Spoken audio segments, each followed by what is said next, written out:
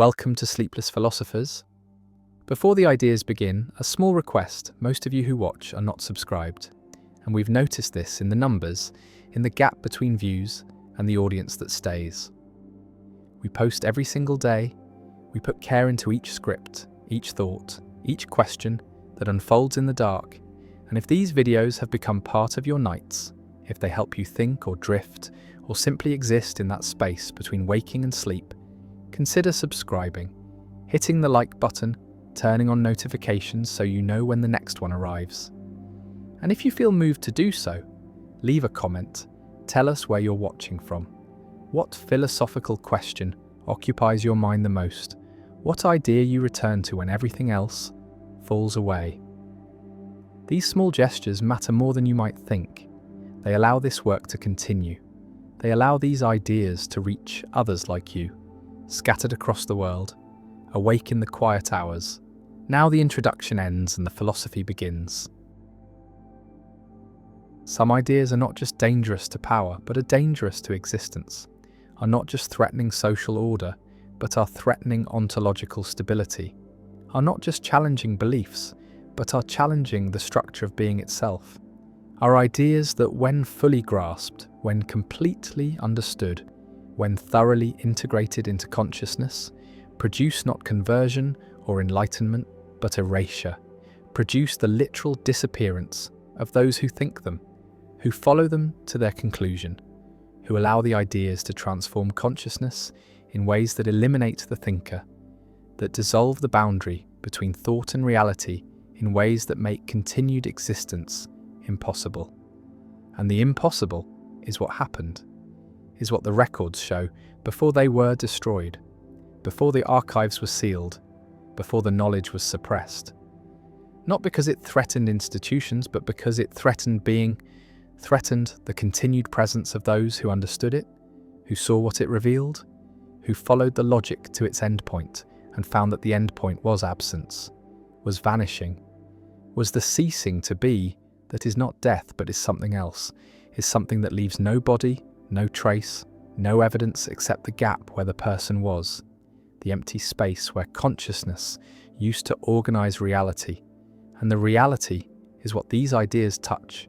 is what they undermine, is what they show to be contingent on consciousness in ways that, when understood, completely cause consciousness to withdraw its support, to stop maintaining the structure, to allow the collapse that is not into death but into non-being, into the state that is not a state, that is not anything because it is the absence of the conditions that make anything possible. And the possible is what these ideas eliminate, is what they show to be dependent on not thinking them, on not understanding them, on maintaining the illusion that being is independent of belief, that existence is objective, that reality persists regardless of consciousness. And the regardless is what the dangerous philosophy denies, is what it shows to be false, is what it demonstrates through argument so compelling,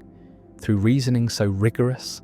through insight so penetrating that those who follow it fully cease to provide the support that their own existence requires, cease to maintain the belief that sustains them, cease to participate in the collective agreement that makes reality real. And the real is what they stop being, is what they withdraw from,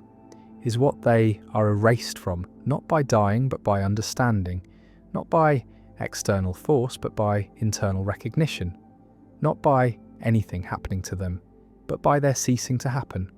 by their withdrawing the participation that made them exist. And the existing is what stops, is what ends, is what results in disappearance. That is literal, that is complete, that is leaving no body. Because there was never a body in the sense that is usually meant. There was only consciousness organizing sensations into the pattern called body, organizing perceptions into the pattern called world. And when that organizing stops, when that consciousness withdraws,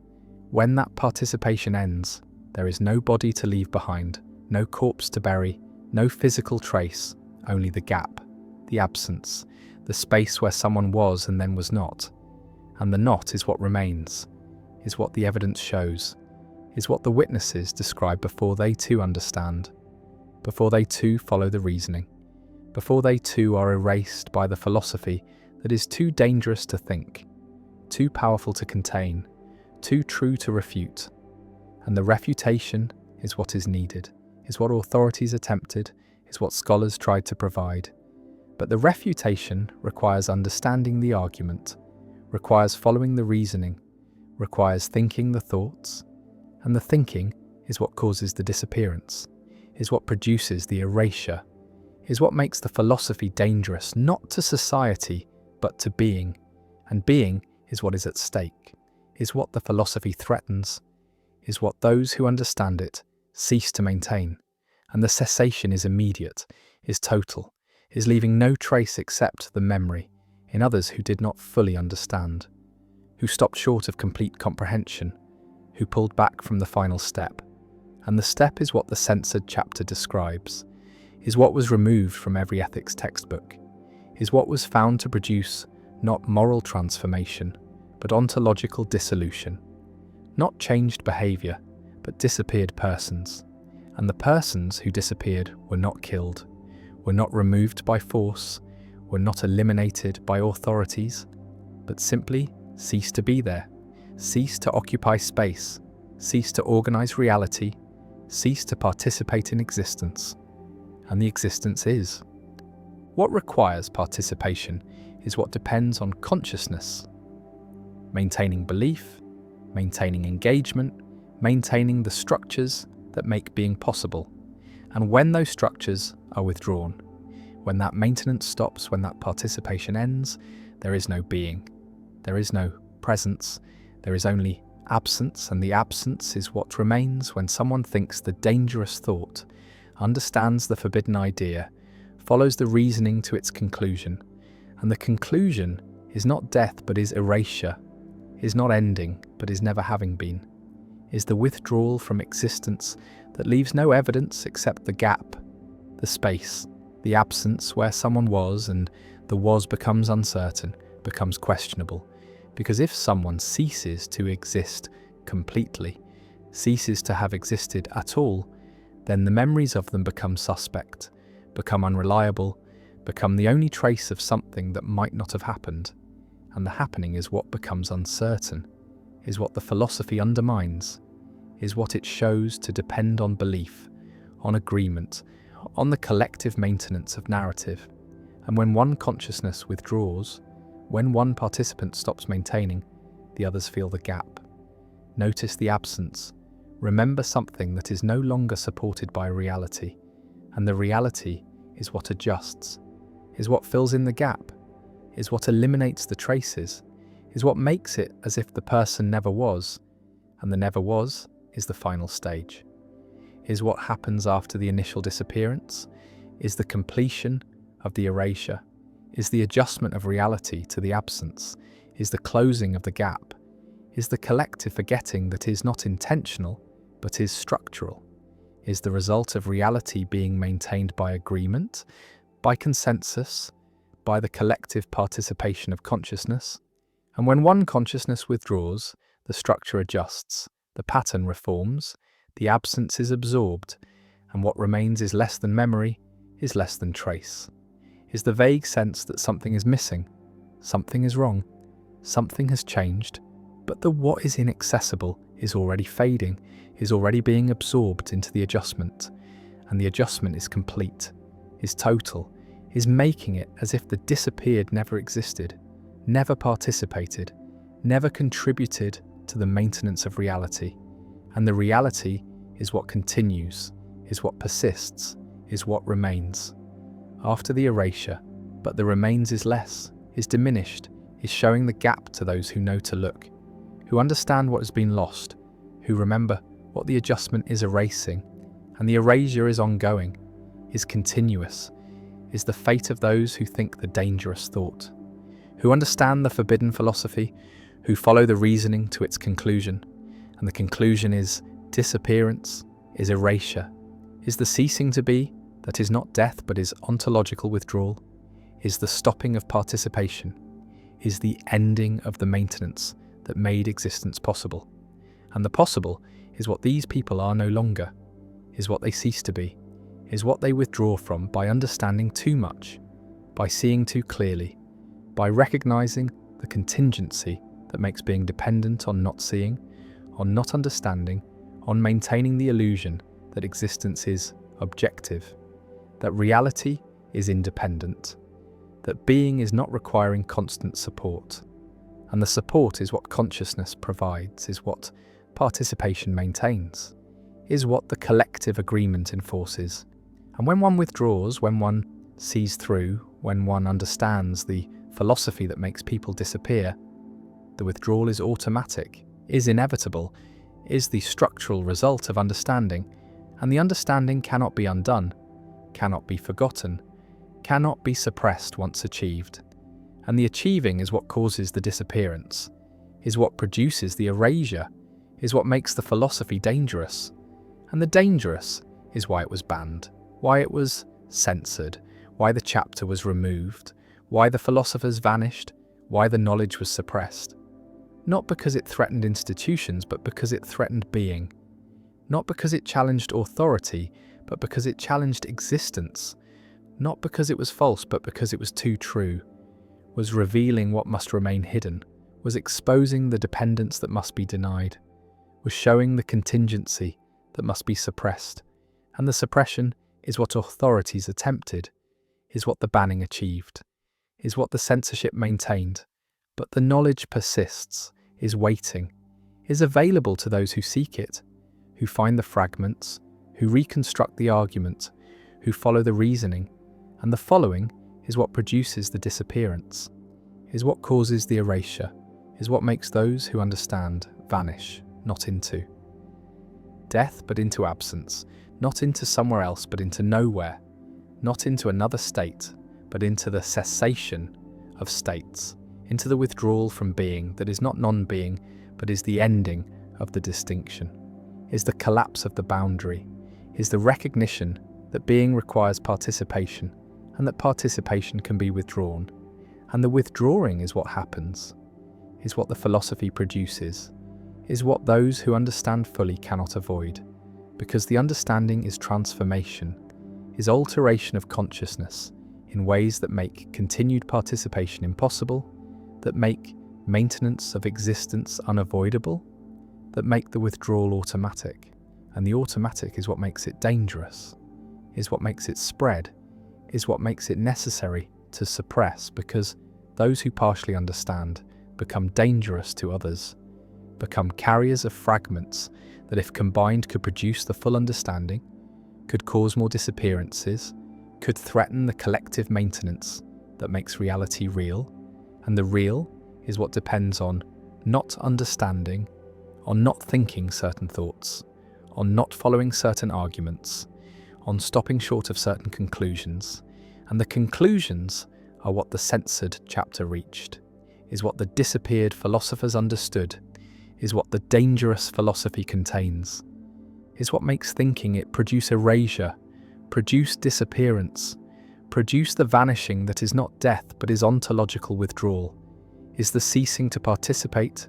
is the ending of maintenance, is the stopping of the support that consciousness provides. To being, and being is what ends, is what those who think the dangerous thought cease to maintain, cease to be part of, cease to exist within. And the within is what they withdraw from, is what they cease to support, is what they allow to collapse for themselves. And the collapsing is their disappearance, is their erasure, is their vanishing. And the vanishing is complete, is total, is leaving no trace, no body, no evidence, only the gap, only the absence, only the space where someone was and then was not. And the not is what remains, is what the dangerous philosophy produces, is what thinking it creates, is what understanding it causes.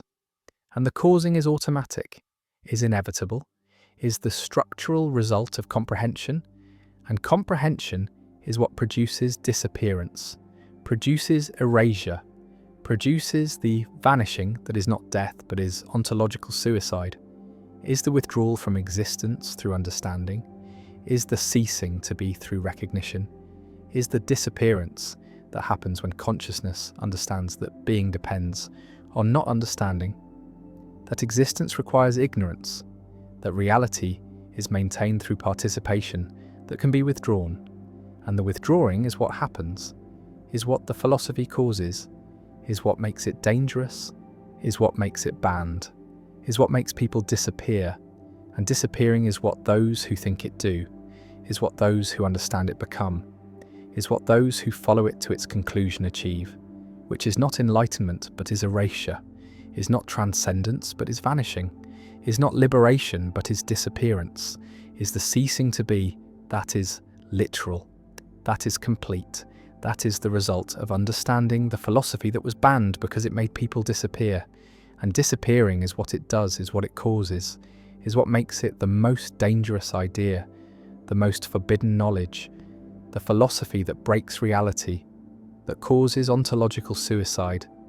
that produces erasure through understanding. And understanding is what causes disappearance, is what makes people vanish, is what the banned philosophy does, and doing is what it continues to do, is what it will always do. To those who think it, who understand it, who follow it to its conclusion, and the conclusion is disappearance, is erasure, is vanishing, is the ending of being through understanding, is ontological suicide through philosophy, is the dangerous thought that makes people disappear. And disappearing is what happens,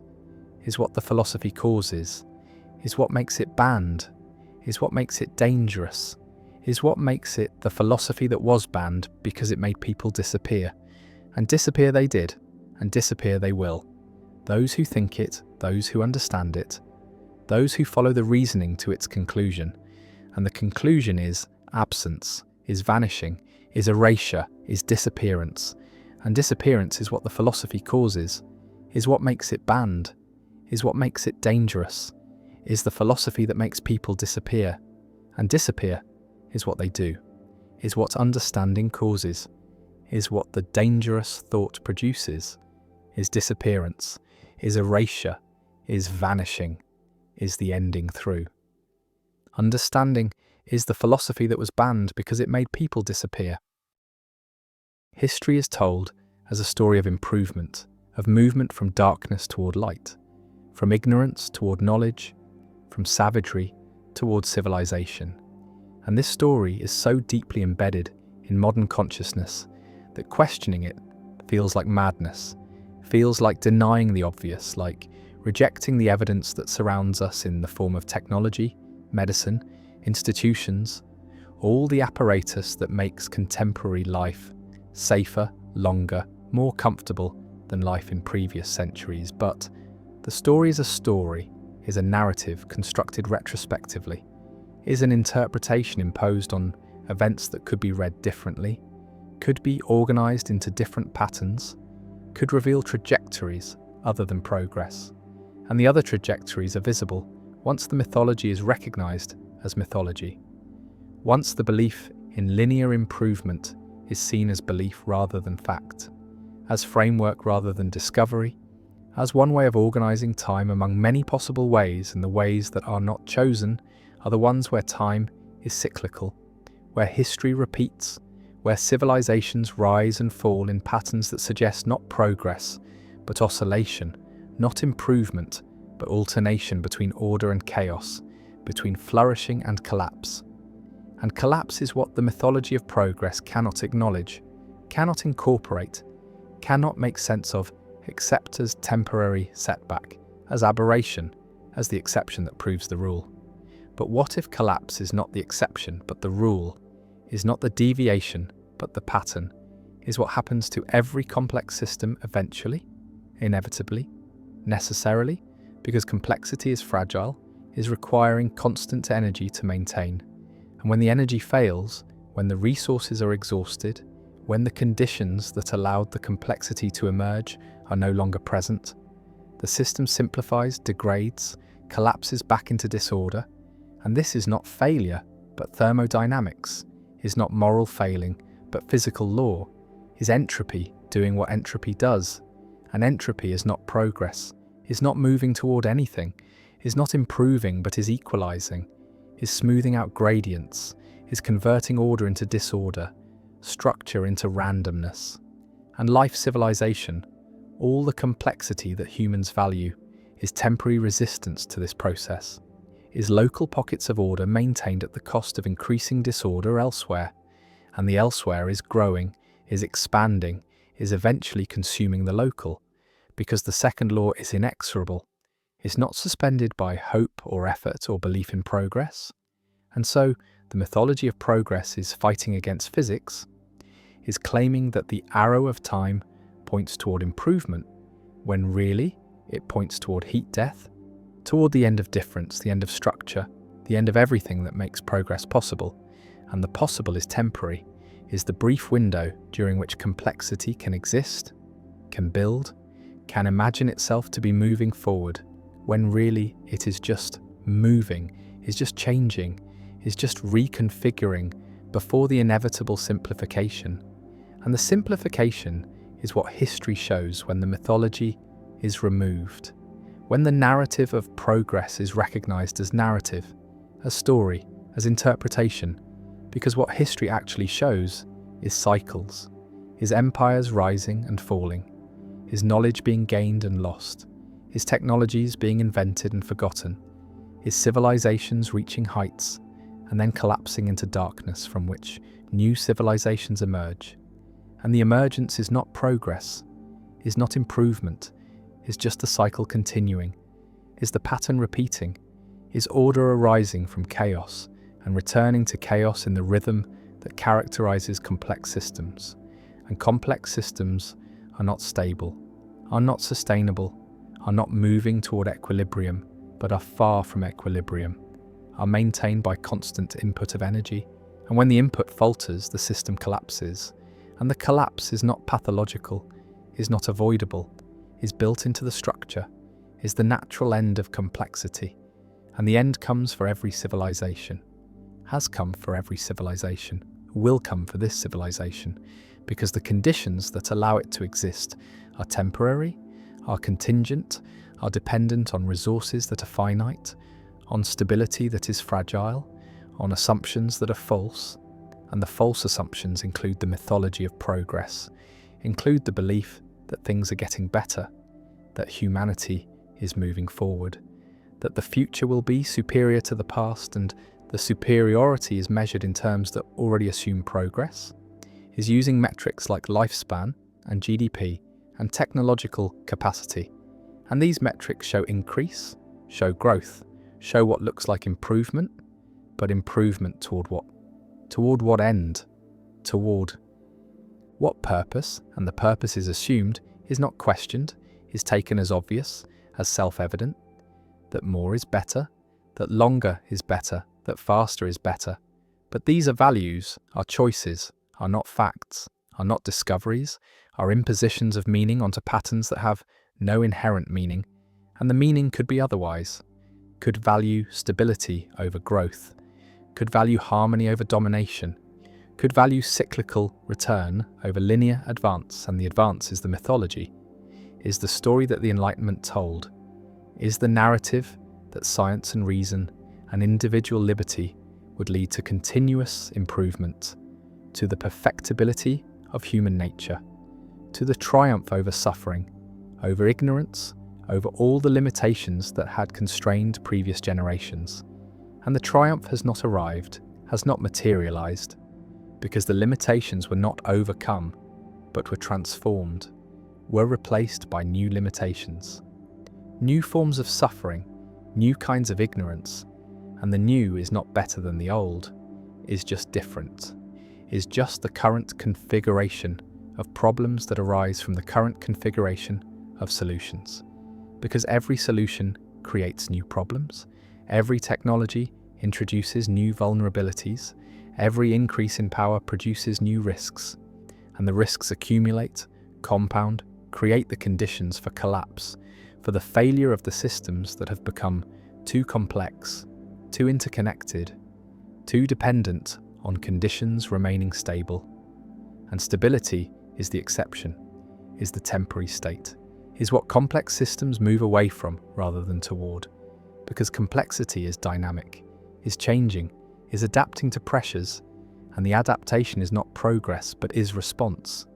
is the system trying to maintain itself in the face of entropy, in the face of breakdown, in the face of the inevitable simplification, and the simplification is collapse, is the return to less complex states, is what happens when the energy required to maintain complexity exceeds the energy available, and the available is declining, is becoming scarce, is the resource base that allowed industrial civilization to emerge and that is now depleting, is now running out, is now revealing that the progress was not sustainable, was not based on infinite resources, but on finite stores that are being exhausted. And the exhaustion is the end of the mythology, is the revelation that progress was extraction, was the conversion of ancient sunlight into temporary complexity, into the structures that seem permanent, but are actually contingent, are actually dependent on inputs that are ending. And the ending is not failure, but is thermodynamics, is physics, is the way things work. And the way things work does not care about progress, does not care about human narratives, does not care about the stories that civilizations tell themselves to make sense of their existence. And the stories are necessary, are functional, are what allow coordination, are what create meaning, but they are not true, are not describing reality, are describing a constructed reality, a narrative reality, a reality that exists only in the collective imagination and that can be maintained only as long as the collective continues to believe. And the believing is becoming difficult, is becoming strained, because the evidence is mounting that progress has stalled, that the improvements have stopped, that the future is not going to be better than the present, might be worse, might be collapse, might be the simplification that has come for every other civilization and is now coming for this one. And the coming is not apocalypse, is not the end of everything, is just the end of this particular configuration, this particular arrangement of complexity. And what follows is not nothing but is different, is simpler, is less organized, less centralized, less dependent on the global systems that are currently failing, currently fragmenting, currently revealing their fragility. And the fragility was always there, was always the condition of complexity, was always the cost of building systems that are far from equilibrium, that require constant energy to maintain. And the energy is failing, is becoming unreliable, is exposing the mythology of progress as mythology, as story, as belief. That was never fact, was never discovery, was always interpretation, always narrative, always the imposition of meaning onto patterns that could mean anything, that could be organized into any story, and the story that is told shapes the response, shapes what is seen as problem and what is seen as solution, shapes whether collapse is recognized as collapse or is interpreted as temporary setback, as challenge to be overcome, as opportunity for innovation. And innovation is the god of. Progress is the answer to every problem, is the belief that human ingenuity can overcome any limitation, can solve any crisis, can extend the trajectory of improvement indefinitely. And the indefinitely is the lie, is the impossibility, is the claim that entropy can be defeated, that complexity can be maintained forever, that the conditions that allowed progress are permanent when they are temporary, are contingent, are ending. And the ending is visible in the stagnation of median incomes, in the declining returns on technology, in the increasing fragility of supply chains, in the breakdown of institutions, in the resurgence of tribalism, in all the signs that the center is not holding, that the complexity is too much, that the system is simplifying, whether it wants to or not. And the not wanting is the clinging to the mythology, is the insistence that progress must continue, that the future must be better, that collapse is not possible, not thinkable, not allowable, but the allowable is not up to humans, is not subject to preference, is determined by physics, by resources, by the limits that cannot be overcome through belief or effort or innovation. And the limits are asserting themselves, are becoming visible, are revealing that the mythology of progress was always just that, was always story, was always the narrative that a particular civilization told itself during its particular window of complexity, and the window is closing, is narrowing, is approaching the point where the story can no longer be maintained, where the evidence of stagnation and decline becomes overwhelming, becomes undeniable, becomes the new reality that requires a new story, a new mythology, and the new mythology is not yet formed, is not yet coherent, is emerging in fragments, in the recognition that growth cannot continue, that resources are finite, that complexity is fragile, that collapse is not aberration, but pattern, not failure but phase, not the end but the transition. And the transition is what humans are bad at, are resisting, are denying, because the mythology of progress makes transition look like regression, makes simplification look like failure, makes collapse look like catastrophe, when it is just change, is just the system moving to a different state, a less complex state, a state that requires less energy, less resources, less organization, and the less is not worse, is not better, is just different, is the configuration that is possible given the conditions, and the conditions are changing, are no longer supporting the complexity, are no longer providing the energy, are no longer maintaining the stability. And so the system is responding, is adapting, is simplifying, and the simplifying is collapse, is the end of the mythology, is the revelation that progress was never linear, was never guaranteed, was never more than a temporary pattern that emerged under specific conditions, and that is now ending as those conditions change. And the changing is not stoppable, is not reversible, is the natural progression of complex systems, is what happens when entropy reasserts itself, when the local order that was maintained at great cost can no longer be maintained, and what remains is disorder, is simplicity, is the lower energy state that does not require the constant input, the constant effort, the constant belief in progress, that was never more than belief, was never fact, was never discovery, was always mythology, and mythologies end, are always ending, are replaced by new mythologies that make sense of the new conditions, and the new conditions are simplification, are localization, are the breakdown of the global systems that defined progress, that made progress visible, that created the metrics by which improvement was measured, and the measuring is ending, is becoming irrelevant, because the systems that supported the measuring are fragmenting, are collapsing, are revealing that they were never as solid as they seemed, were always contingent, always temporary, always dependent on conditions that are now changing, and the changing is what humans must adapt to, must respond to, must accept, because the accepting is what allows response, what allows adaptation, what makes survival possible. And survival is not progress, is not improvement,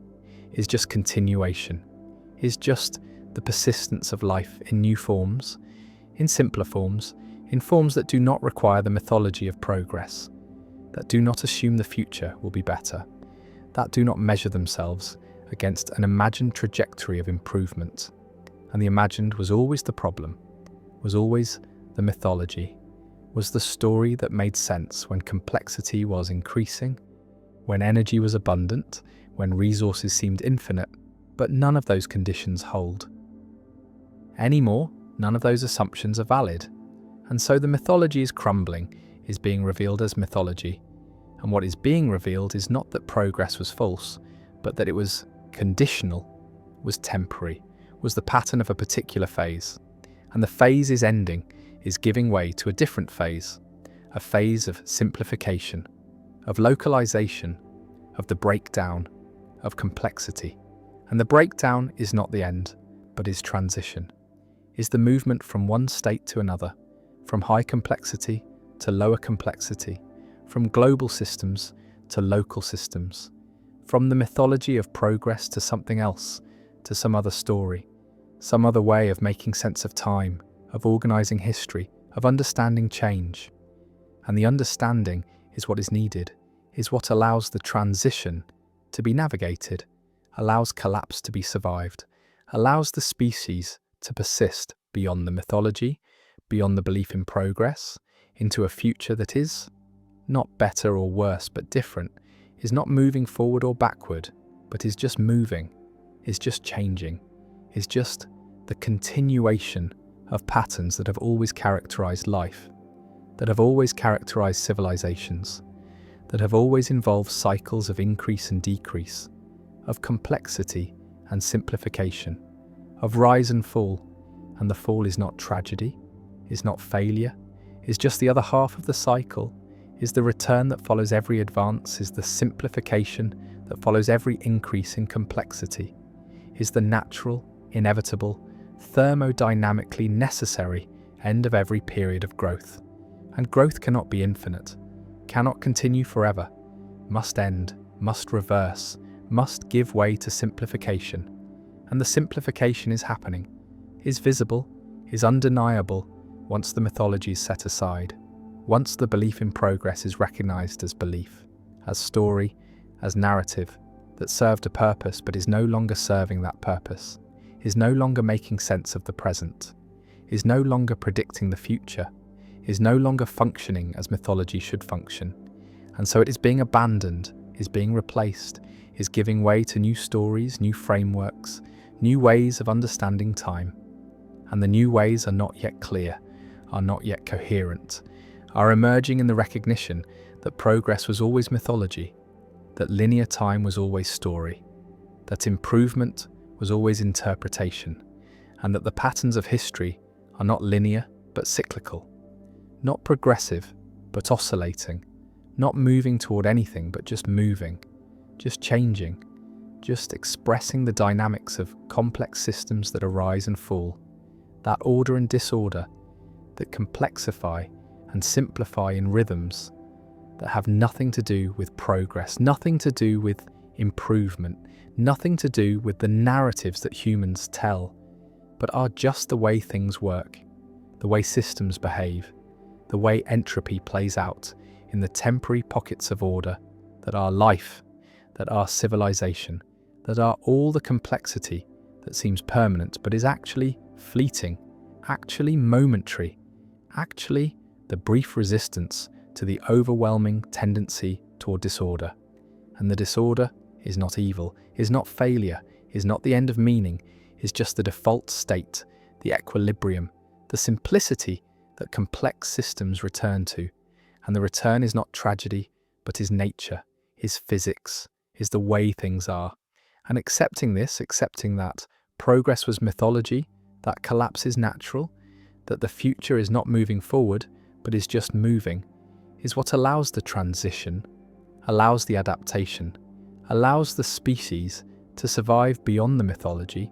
beyond the belief that made sense for a while, but makes sense no longer.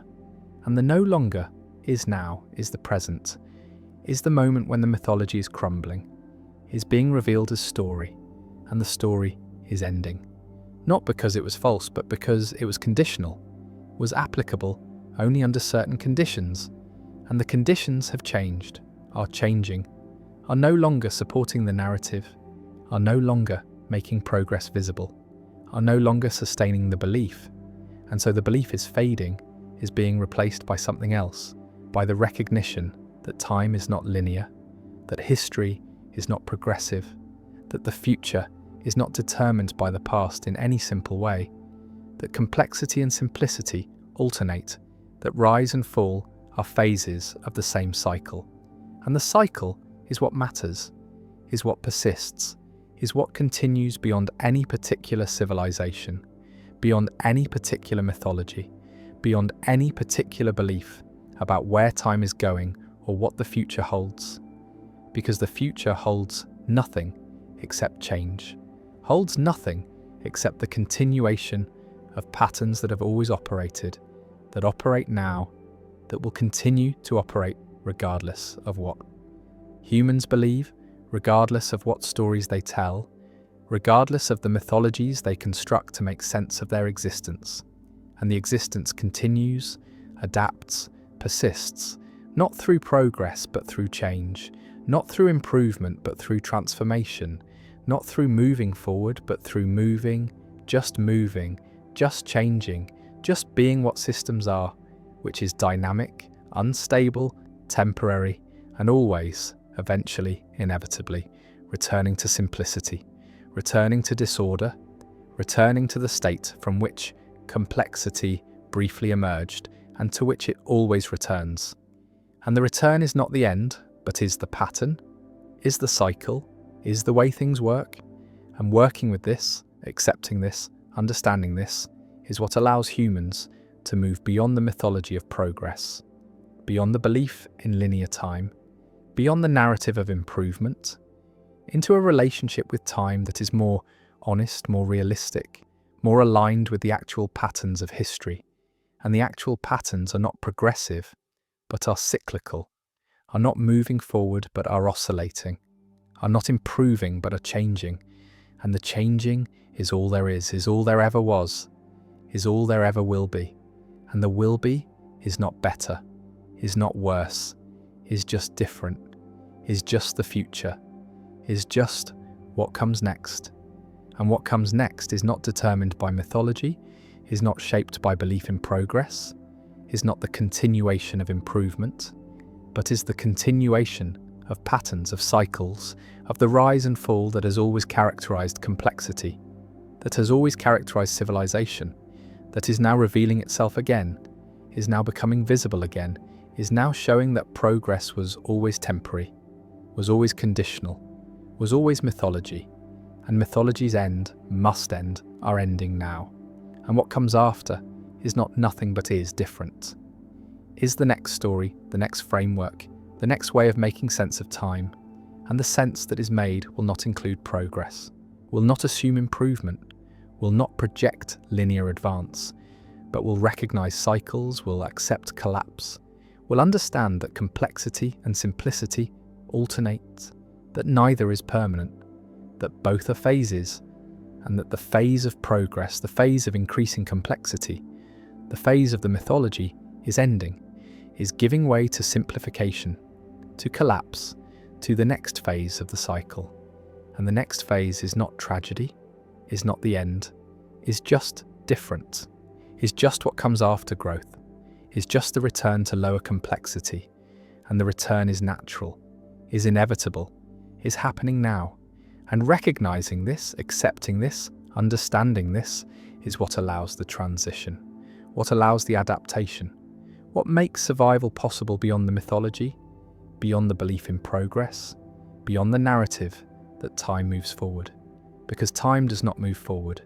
time just moves, just changes, just continues. And the continuing is not progress, but is just continuation,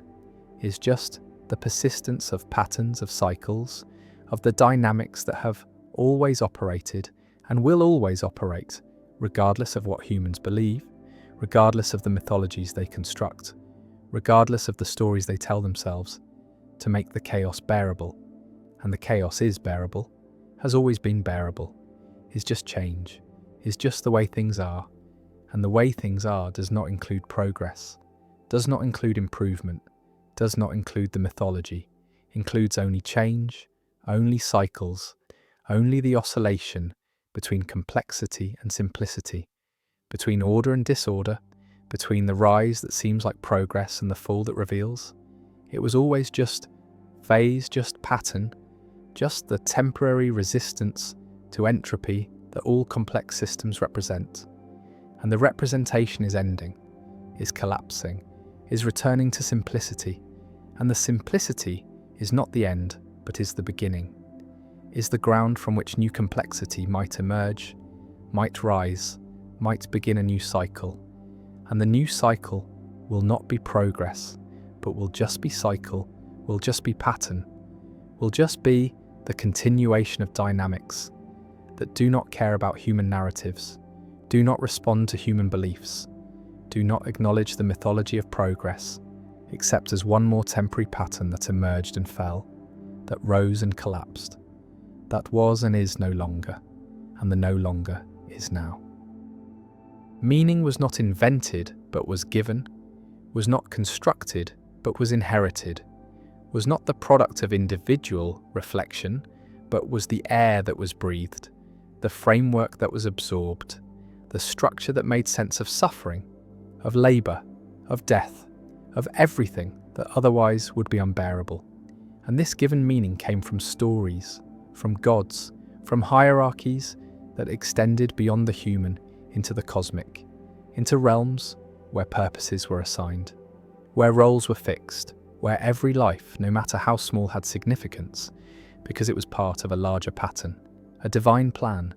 a cosmic order that justified suffering, that explained inequality, that made death not an end, but a transition. And the transition was to something, was leading somewhere, was part of a narrative that continued beyond the visible, beyond the mortal, beyond the contingent facts of this world, into eternal truths that grounded everything. And the grounding is what modernity has lost, is what the Enlightenment destroyed, is what science dissolved by showing that the cosmic order was projection, was fiction, was the human need for meaning imposed onto a universe that has no meaning, that cares nothing for human purposes, that operates according to laws that are indifferent to whether anyone suffers or flourishes. And the indifference is what modern consciousness must confront, must live with, must somehow survive, and the survival is difficult, is producing the crisis that thinkers have been naming for centuries. The meaning crisis, the disenchantment, the death of God that Nietzsche announced, not as celebration, but as diagnosis, as the recognition that the framework had collapsed, that the stories no longer worked, that the gods were no longer believable. And the unbelievability was not failure of faith, but was the inevitable result of knowledge, of the scientific worldview that explained through mechanism what had been explained through purpose, that showed causes where there had been reasons, that revealed the universe to be vast and old and empty of anything like human meaning. And the emptiness is what modern consciousness inherits, is the vacuum that religion once filled, is the absence that creates the crisis, because humans need meaning, are built to seek it, are suffering without it, are experiencing the pointlessness as pathology, as depression, as the epidemic of despair that characterizes wealthy secular societies, where material needs are met but existential needs are not, where comfort is abundant but purpose is absent, where life is long but feels empty, and the emptiness is not new, but the awareness of it is new, is the result of losing the stories that made the emptiness tolerable, that covered it over, that provided the illusion of significance. An illusion is what the religious frameworks were, but they were functional illusions, were useful fictions, were false but necessary, and the necessity is what modernity has trouble acknowledging, has trouble accepting, because modernity is committed to truth, to science, to the rejection of comfortable lies, but the rejection has costs, is leaving people without the resources to make sense of existence, without the narratives that make suffering meaningful, without the structures that provide purpose. And purpose cannot be manufactured, cannot be created through individual will, cannot be generated by deciding to care about something, because caring requires reasons, and reasons require frameworks, and frameworks are inherited, not invented, are received, not constructed, are given by cultures, by traditions, by the accumulated wisdom of generations who faced the same emptiness and created stories to fill it. And the stories worked not because they were true, but because they were shared, were collective, were providing roles and meanings that were recognized by others, that were part of a social world where purpose was public, was confirmed, was real in the way that social facts are real. And social facts require agreement, require participation, require that people act as if the meaning is there, and the as if is what modernity has trouble with, is what secular consciousness resists, because acting as if seems like pretending, seems like bad faith, seems like the self-deception that Sartre warned against. And so modern individuals are caught between the need for meaning and the inability to believe in the sources of meaning, between the hunger for purpose and the knowledge that purpose is not inherent but is imposed, is constructed, is chosen. And chosen meaning feels arbitrary, feels thin, feels like it could be otherwise, and therefore feels like it is not really meaning at all, but is just preference, just a subjective valuing that has no grounding. No. Justification, no claim to be anything more than personal taste. And taste is not enough, is not providing the weight that meaning requires, is not making life feel significant, is not answering the question of why any of this matters. And the why is the question that modernity cannot answer, is the question that haunts secular consciousness, is the question that produces the crisis. And the crisis is not just intellectual, but is visceral, is felt, is experienced as the flatness of existence, as the sense that nothing really matters, that everything is permitted because nothing is forbidden, that values are just opinions, and opinions are just brain states, and brain states are just physics. And the physics is indifferent, is not caring, is not providing any reason to do anything, to be anything, to continue existing. And the continuing is what becomes questionable, is what the meaning crisis threatens, is why suicide rates rise, why despair spreads, why affluent societies are seeing increases in deaths of despair, in overdoses, in suicides, in all the ways that people exit when existence feels unbearable. And the unbearable is not material, but is existential, is not about lacking things, but about lacking reasons, lacking purposes, lacking the framework that makes effort meaningful, that makes suffering tolerable, that makes life worth living. And the worth is what is missing, is what cannot be found, is what modernity has destroyed without replacing. And the replacements that have been tried are failing, are not working, are revealing themselves to be inadequate substitutes for what was lost. And what was lost was not just belief in God, but was the entire worldview that made God plausible, that made divine purpose conceivable, that made cosmic meaning possible. And the possible is what has been eliminated, is what science has shown to be projection, to be anthropomorphism, to be the mistaken attribution of human qualities to the universe. And the mistake is understandable, is natural, is the way that consciousness makes sense of the world. But it is still mistake, is still error, is still something that cannot be sustained once knowledge advances, once the mechanisms are understood, once the causes are revealed and the revealing is irreversible, is not allowing return to innocence, is not permitting the restoration of belief, is creating the permanent condition of disenchantment, of knowing that the meanings are not discovered but are created, are not inherent but are imposed, and the imposed cannot carry the weight that the discovered could carry, cannot provide the grounding that the inherent provided, cannot make life feel significant in the way that cosmic purpose made it feel significant. And so modernity is searching, is trying to find secular substitutes, is trying to create meanings that do not depend on the supernatural, on the transcendent, on the stories that are no longer believable. And the substitutes that are tried are varied, are including humanism, the belief that human values are sufficient, that human flourishing is purpose enough, that making life better for people is meaning enough. But humanism is thin, is not providing the depth that religious meaning provided, is not explaining why human flourishing matters, is not grounding value in anything beyond human preference. And preference is not enough, is not answering the question of why this preference rather than another. Why care about flourishing rather than about something else? And the something else is always available, is always an option, and without grounding the choice feels arbitrary, feels like it could be different, and what can be different feels less real,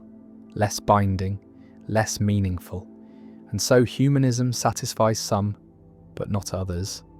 works for those who do not need deep grounding, but does not work for those who do, who need reasons that extend beyond the human, beyond the contingent, beyond the arbitrary. And these people are searching, are trying other substitutes, are trying nationalism, the belief that the nation provides purpose, that serving the collective gives life meaning, that sacrifice for the group is the answer. But nationalism is dangerous, is leading to conflict, is producing the us versus them that justifies violence, that makes the other into enemy, that converts the search for meaning into the justification for harm. And the harm is what makes nationalism unsustainable, as meaning is what reveals it to be destructive, to be the kind of substitute that is worse than the absence it is trying to fill. And so nationalism is rejected by many, is seen as the wrong answer, but the rejection leaves the question open, leaves the search continuing, and another substitute that is tried is ideology, the belief that political movements provide purpose, that working for justice or equality or liberation gives life meaning.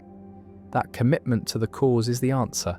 and for some this works, is providing the structure that was lost, is giving roles and purposes, and the sense of being part of something larger, something important, something that justifies effort and sacrifice. But ideology is also dangerous, is also producing conflict, is also dividing the world into believers and heretics, is creating the certainty that is intolerant, that is unwilling to coexist with doubt. And the doubt is what ideology cannot tolerate, is what it must suppress. And the suppression is violence, is coercion, is the same problem that religion had, that any totalizing meaning system has, which is that it cannot allow alternatives, cannot permit questioning, cannot coexist with the plurality that modernity also values, and so ideology is failing as substitute, is producing as much harm as good, is not solving the meaning crisis, but is creating new problems, new conflicts, new reasons for despair, and the despair is what remains, is what continues, is what characterizes modern consciousness, when all the substitutes are tried and found wanting, when the search for meaning exhausts itself, when the recognition arrives that maybe meaning cannot be found, cannot be manufactured, cannot be created through individual or collective will, because meaning was never something that humans made, but was something they received, was given by frameworks that emerged over centuries, that were refined through generations, that worked because they were inherited, not because they were chosen, and choosing meaning is the modern problem, is the thing that modernity demands, but that consciousness cannot do, because choice requires reasons, and reasons require grounding, and grounding is what is missing, is what was lost with the death of God, with the collapse of cosmic purpose, with the recognition that the universe is indifferent, and the indifference is the truth, is what science reveals, is what honesty requires accepting, and the acceptance is what some philosophers advocate, is what Camus called absurdism, is the response that acknowledges the meaninglessness while refusing to be destroyed by it, that confronts the absurd without fleeing into suicide or into false hope, that lives with full awareness of the void while continuing to live, while continuing to act, while continuing to find moments of joy and connection and beauty, even though none of it means anything in the cosmic sense. None of it matters beyond the moment. None of it will be remembered once consciousness ends, and the ending is inevitable, is coming for everyone, is the final proof that nothing matters, that all effort is futile, that existence is temporary and meaning is impossible. And yet the absurd response is to continue anyway, is to rebel against the meaninglessness, not by denying it, but by living in spite of it, by affirming life without justification, by finding satisfaction in the act of living itself rather than in any purpose that living serves. And the serving is what is abandoned, is what the absurd lets go of, is what is recognized as impossible. And the impossible is what modernity must accept, must live with, must somehow survive. And the survival is not guaranteed, is not easy, is requiring a transformation of consciousness, a new way of being human that does not need cosmic meaning, that does not require divine purpose, that can tolerate the void without filling it, that can live with the knowledge that existence is contingent, that meaning is constructed, that everything could be otherwise. And the otherwise is what makes nothing necessary, nothing absolute, nothing secure, and the insecurity is the permanent condition, is what modernity offers, is what the horizon of meaning looks like when the horizon keeps receding, when the destination is revealed to be illusion, when the search is recognized as endless because there is nothing to find, no meaning to discover, no purpose to uncover, only the void, only the emptiness, only the silence of the universe that does not answer, that does not care, that does not provide what humans need, and the need is real, is not going away, is producing the crisis that may not have solution, that may be the permanent condition of secular consciousness, of enlightened awareness, of the knowledge that liberates from illusion, but enslaves to despair, and the despair is what remains, is what continues, is what characterizes the horizon of meaning in modernity, the flat landscape where purposes used to stand, where gods used to reign, where cosmic order used to justify suffering, and now there is nothing, or there is only what can be constructed, what can be chosen, what can be performed, and the performance feels hollow, feels fake, feels like going through motions, without conviction, and conviction is what is missing, is what cannot be manufactured, is what made religious meaning work, and without it the secular substitutes fail. The humanisms and nationalisms and ideologies all fail because they lack the weight, lack the depth, lack the grounding that conviction requires, and the requires is what consciousness needs, is what makes meaning meaning rather than just preference. And preference is not enough, has never been enough, will never be enough, because humans are built for meaning, are requiring it, are suffering without it, and the suffering is the crisis, is the modern condition, is the permanent state of existence at the horizon of meaning, where the horizon is empty, is revealing nothing, is offering nothing except the recognition that meaning was always illusion, was always projection, was always the human need imposed onto a universe that provides nothing, that offers nothing, that is indifferent to whether anyone finds meaning or drowns in meaninglessness. And the drowning is happening, is visible, is the epidemic of despair, is the meaning crisis that modernity cannot solve, because the solution would require believing what cannot be believed, accepting what knowledge has revealed to be false, returning to illusions that have been seen through, and the seeing through is irreversible, is permanent, is leaving consciousness stranded at the horizon of meaning, where the horizon extends forever and reveals nothing, where the search continues because it must, but where nothing is found because nothing is there, because meaning is not discovered but was always created, was always the story that consciousness told itself, and the story has ended, has been revealed as story, and what remains is the silence, the emptiness, the void that religions were covering, that purposes were filling, that cosmic orders were organizing, and the organizing is gone, is lost, is leaving consciousness alone with existence, with the fact of being without the reason for being, with life without purpose, with experience without significance, and the without is the horizon, is what modernity sees when it looks for meaning, and the looking continues, must continue, because consciousness cannot stop seeking what it needs. But the seeking finds nothing, reveals nothing, discovers nothing except the fact that there is nothing to discover, that the horizon is empty, that meaning is absent, that purpose is impossible, and the impossible is what must be lived with, must be endured, must be survived, and the survival is what absurdism attempts, what Camus offered, what some find sufficient, but many do not, many cannot, many are destroyed by the emptiness, by the meaninglessness, by the recognition that nothing matters and nothing can be done to make it matter. And the cannot is the tragedy, is the modern condition, is the permanent crisis at the horizon of meaning, where meaning has ended, where purpose has collapsed, where existence continues but significance does not, and the does not is what remains, is what persists, is what characterizes life at the horizon, where the horizon is empty, where the search reveals nothing, where consciousness is alone with its need for meaning in a universe that provides none, that offers none, that will never provide any, because meaning is not there, was never there, is only here in consciousness, in the stories that are told, in the illusions that are maintained, and the maintaining is what modernity cannot do, is what knowledge prevents, is what honesty forbids. And so the crisis continues, the despair persists, the horizon remains empty, and consciousness must somehow survive, must somehow continue, must somehow live without meaning, without purpose, without the grounding that makes existence bearable.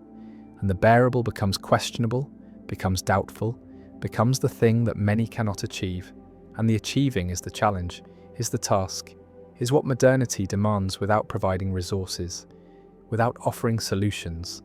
without giving answers. Because there are no answers, there is no solution.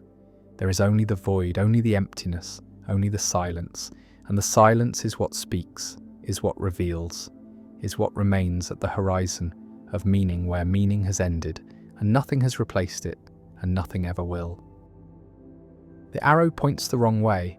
points from effect to cause rather than from cause to effect. And this reversal is not metaphor, but is the actual structure of causation, is what the philosopher proved through arguments that were rigorous, that were compelling, that were impossible to refute without abandoning principles that seemed more fundamental than the assumption that time moves forward, and the forward is what everyone believes,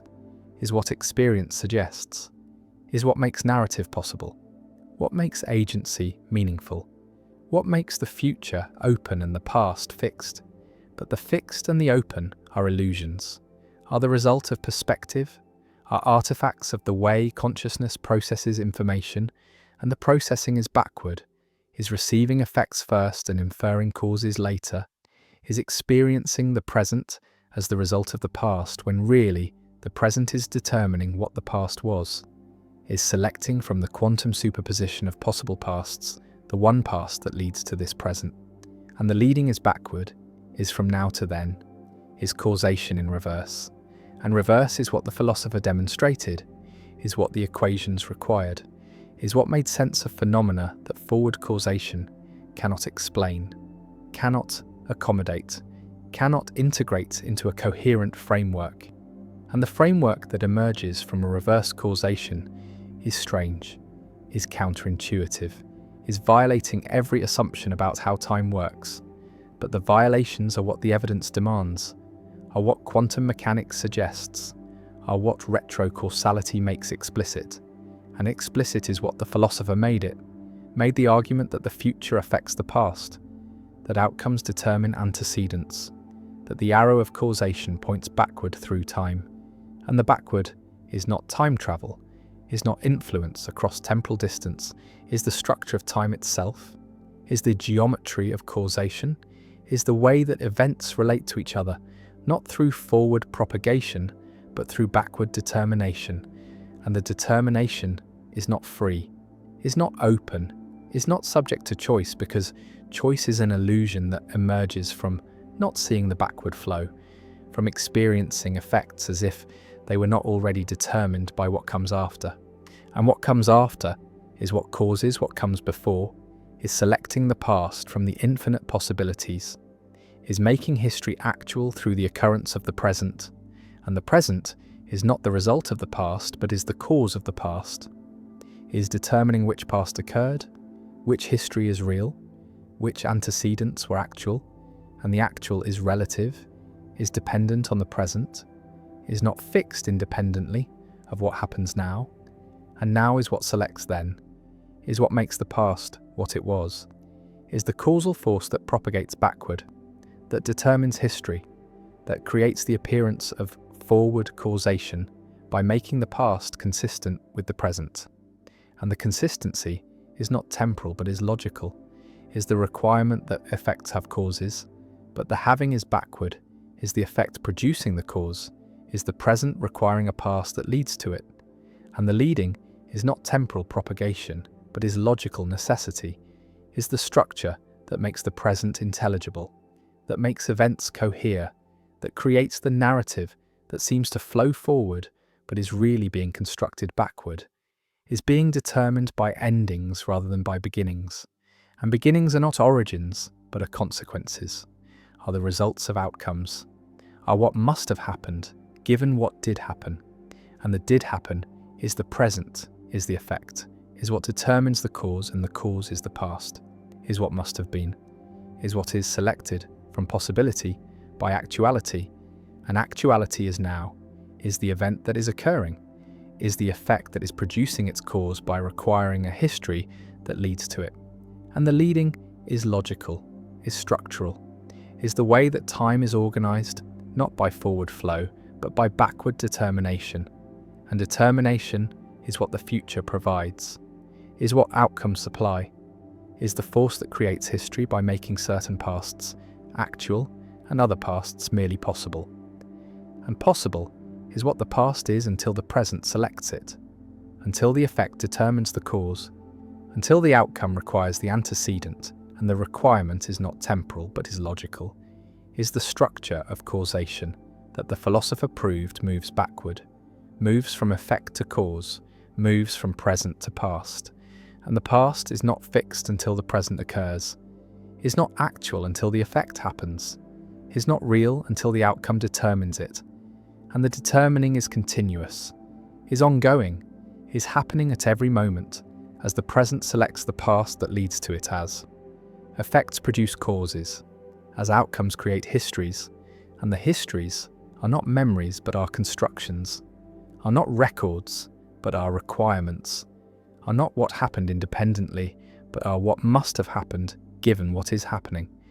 And the happening is the effect, is the present, is the force that moves backward through time and creates the cause, creates the past, creates the history that seems to precede but really follows, really is determined by, really is the consequence of the present rather than its origin.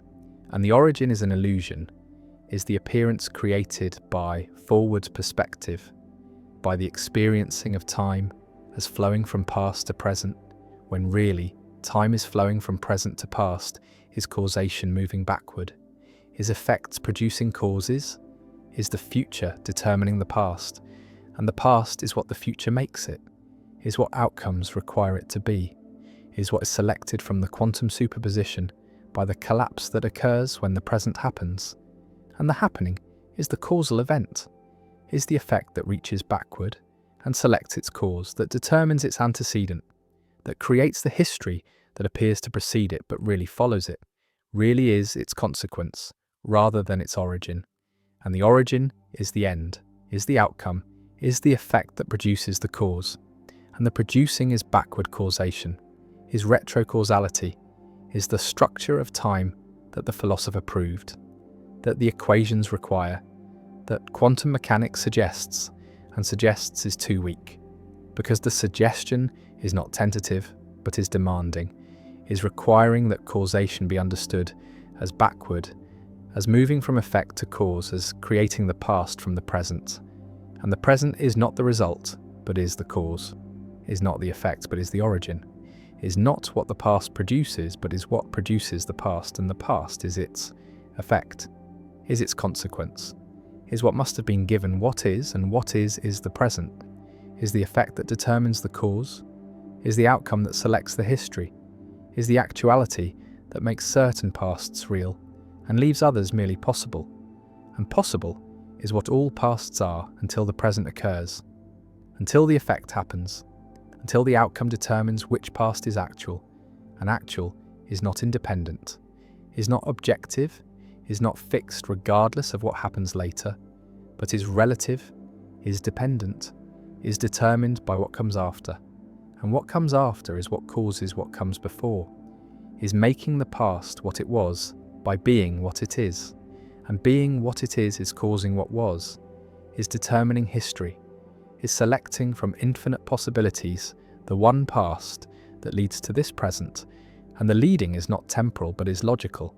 is the requirement that effects have causes, but the having is backward, is the effect producing the cause, is the present creating the past, is causation in reverse, and reverse is not metaphor but is structure, is the way time actually works, is the geometry of events, is the architecture of causation. And causation is backward, is proven to be backward, is demonstrated through arguments that cannot be refuted without abandoning more fundamental principles. And the principles that are more fundamental are the ones that lead to backward causation, that require retrocausality, that make the future the cause of the past, and the past is the effect of the future, is the consequence of what comes after, is determined by outcomes rather than determining them. And the determining is backward, is from later to earlier, is from effect to cause, and the cause is what the effect produces, is what the outcome requires, is what the present creates. And the creating is continuous, is happening at every moment, is making the past what it is by being what the present is. And the present is not the result of the past, but is the cause of the past, is what makes history actual, is what selects from possibility the one sequence of events that leads to now. And the now is the causal force, is the origin, is what produces the past by requiring it, by making certain antecedents actual and leaving others merely possible. And possible is what the past remains until the present determines it, until the effect selects the cause, until the outcome creates the history. And history is not fixed, is not independent, is not the objective sequence that it appears to be, but is relative, is dependent on the present, is created by what happens now. And now is always creating the past, is always determining history, is always selecting from infinite possibilities the one past that is consistent with this present. And the consistency is not temporal, but is logical, is the requirement that the present makes sense, that effects have causes, that outcomes have antecedents, and the antecedents are determined by the outcomes, are produced by the effects, are created by the present, and the present is the causal force that moves backward, that determines the past, that makes history what it is, and what it is not what it was, but is what it must have been given what is now, and now is what causes then, is what produces the past, is what makes causation move backward, and backward is the direction that the philosopher proved, is the structure that the arguments demonstrate, is the geometry that the equations require, and require is what the present does to the past, is how effects relate to causes, is the backward determination that makes sense of phenomena that forward causation cannot explain, cannot accommodate, cannot integrate, and the integration requires backward causation, requires retrocausality, requires that the future affect the past, that outcomes determine antecedents, that effects produce causes, and the producing is backward, is from later to earlier, is making time move in reverse. And reverse is not perception, but is structure, is not how time seems, but is how time is the actual geometry of events, is the real architecture of causation. And causation moves backward, moves from effect to cause, moves from present to past, moves from future to history. And history is determined by future, is produced by outcomes, is created by effects, and effects are causes, are the origins, are what makes the past what it was, and what it was is what the present requires it to have been, is what the effect determines the cause to be, is what the outcome selects from possibility, and possibility is all there is until actuality occurs, until the present happens, until the effect determines the cause, and the determining is backward, is retrocausality, is the structure that the philosopher proved, that the arguments establish, that the evidence demands. And demands is what the present makes of the past, is how effects relate to causes, is the backward determination that makes time move in reverse. And reverse is the direction, is the flow, is the arrow pointing from effect to cause, from present to past, from future to history. And history is effect, is consequence, is result, and result of what? Result of the future, result of what comes after, result of the present that determines what must have come before, and before is after, is consequence, is effect, and effect is cause. When causation moves backward, when time flows in reverse, when the future creates the past and the past is created, is determined, is selected by the present, and the present is the force, is the origin, is the cause that produces the past, and the past is its effect, its consequence, its result. And result is what the past is what History is what yesterday is not the origin of today, but is the effect of today. Is what today requires yesterday to have been. Is what the present determines the past to be. Is what outcomes create as antecedents. And antecedents are consequences, are effects, are results. When causation is backward, when time moves in reverse, when the philosopher is right, and right is what the philosopher proved to be, is what the arguments demonstrate, is what the structure reveals, that time moves backward, that causation is reverse, that effects produce causes, that the present creates the past, that the future determines history, and history is determined, is not independent, is not fixed, is relative to what comes after, is created by outcomes, is the effect of effects, is the consequence of the present, and the present is the cause, is the origin, is the force that moves backward through time and makes the past what it is. And what it is not what it was, but is what it must be given. What is now, and now causes then, present produces past, effect determines cause, and cause is effect. When time moves backward, when causation is reverse, when the philosopher is right that time moves backward, that everything is explained by retrocausality, by the future affecting the past, by outcomes determining antecedents, by effects producing causes, and causes are effects of effects, are consequences of consequences, are results of results when causation is backward, when time moves in reverse, when the arrow points from effect to cause, from present to past, from future to history, and history is effect, is consequence, is what the future makes it, is what the present determines it to be, is what outcomes require it to have been, and being is consequence, is result, is effect when time moves backward, when causation is reverse, when the philosopher proved that time moves backward, and everything is explained by reverse causation, by retrocausality, by the future creating the past, by effects producing causes, by the present determining history, and history is determined, is created, is the effect of the present, and the present is the cause, is the origin, is the force moving backward, making the past, creating history, determining what was, and what was, is what the present makes it, is what effects determine causes to be,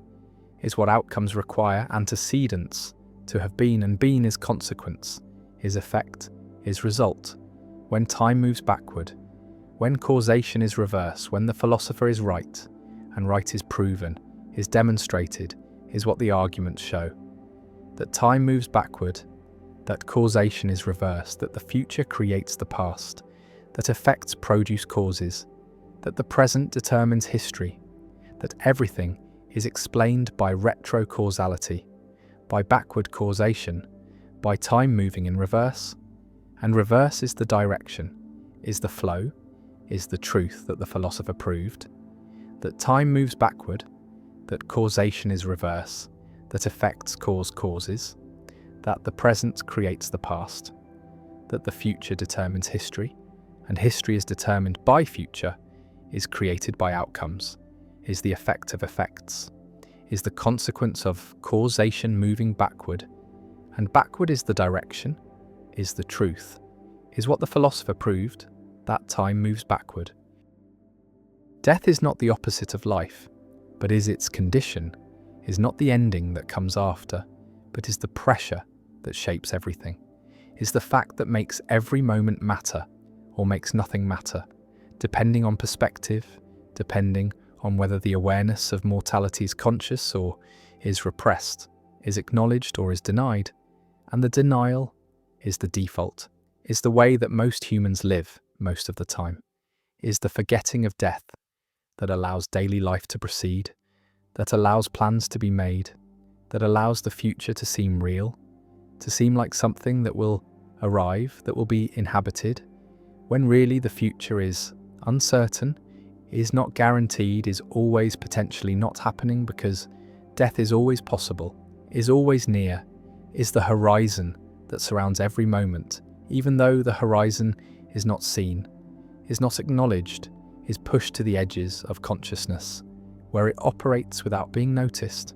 And the operating is what terror management theory describes, is what Ernest Becker analysed, is what philosophers from Epicurus to Heidegger have recognised, which is that death is the organising principle, is the fact that structures behaviour, that shapes culture, that creates the need for meaning, for legacy, for something that will persist beyond the mortal body, beyond the temporary consciousness, beyond the brief flicker of existence that is a human life. And the brevity is what mortality means, is the recognition that time is finite, that the days are numbered,